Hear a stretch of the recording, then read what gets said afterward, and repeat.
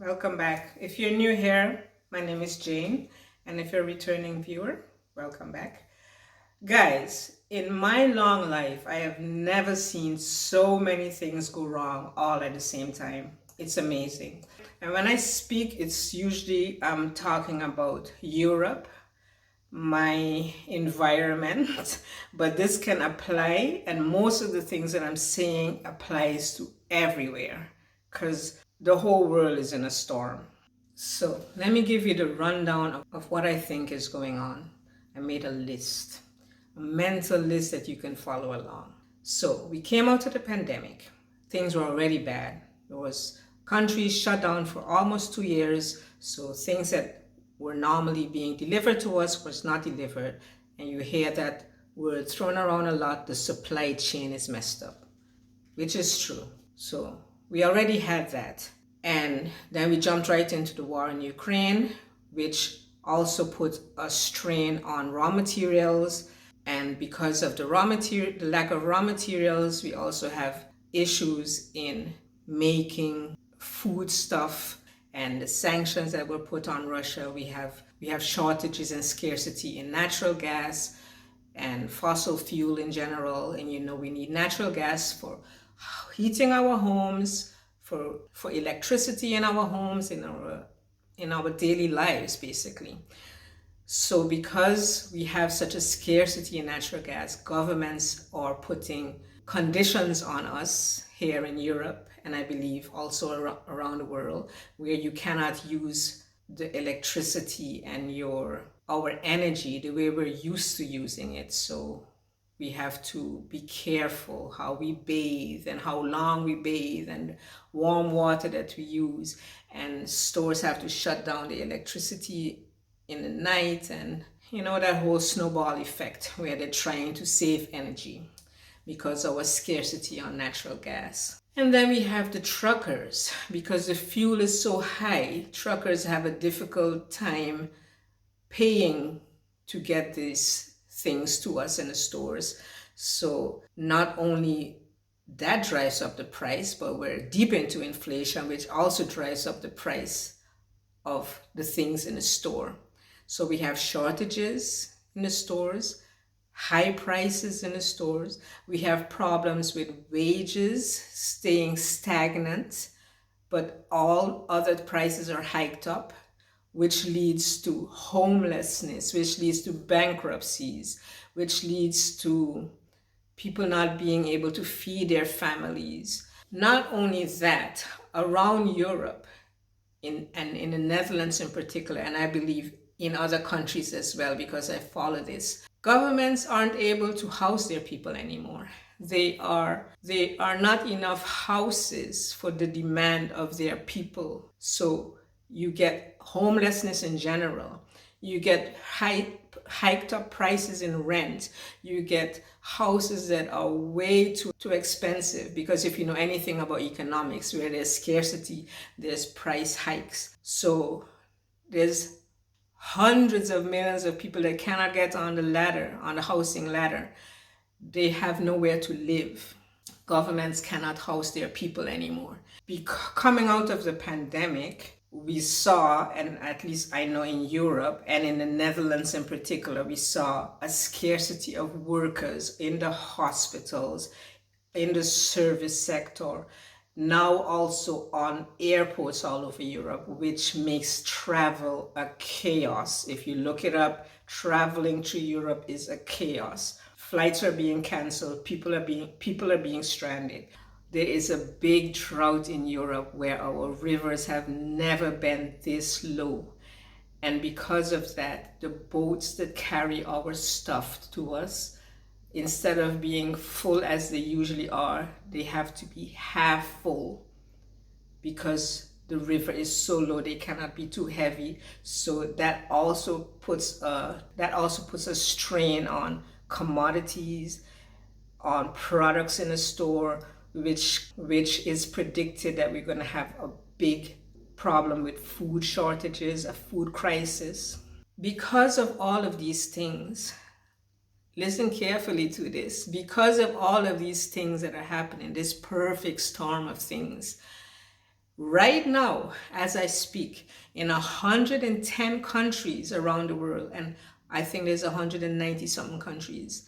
In 110 countries, there are about 230 anti-government protests around the world, whether it's because of fuel hikes, price hikes, they're not happy with the housing, they're not happy um, with regulations, name it.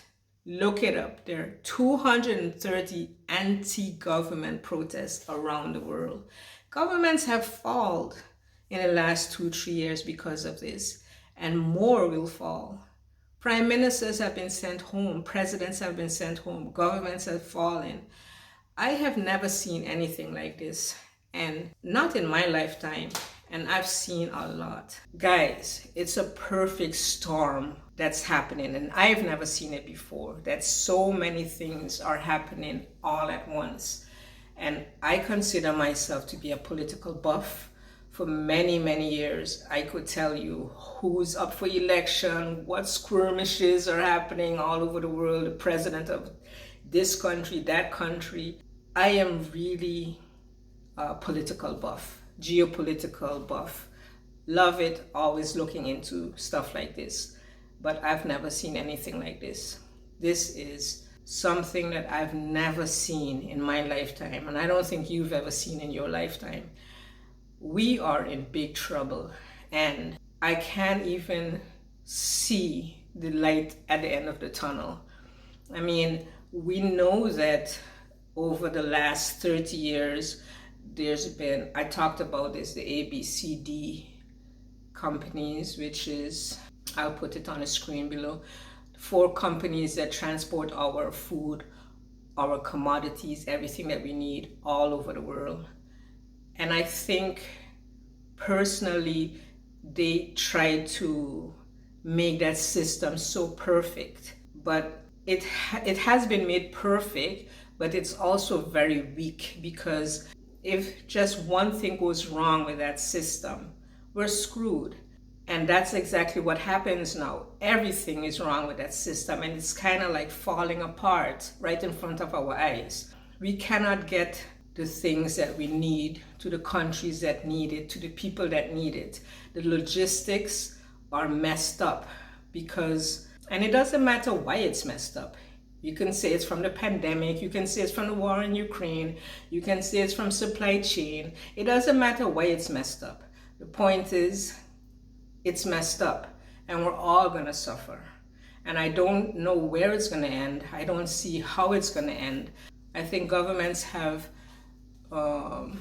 acted irresponsibly in not taking care of the logistics of how we get our stuff, and depended too much on outside factors.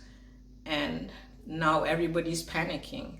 And not only that, the sanctions that we put on different countries, we didn't sit down and think it through clearly and understand what a detrimental effect it will have on us, on their own people. And that's what's going on now. We are the ones that are suffering. And I'm not saying the people that have been sanctioned aren't suffering, but that's the point of sanctions anyway, to make governments suffer, not the people. But we're all suffering because they didn't think it through. And I think they have their teeth so hard in it now that it's very difficult for them to let go, like a rabid dog that bites onto something, and you can't get them to let go. Because why?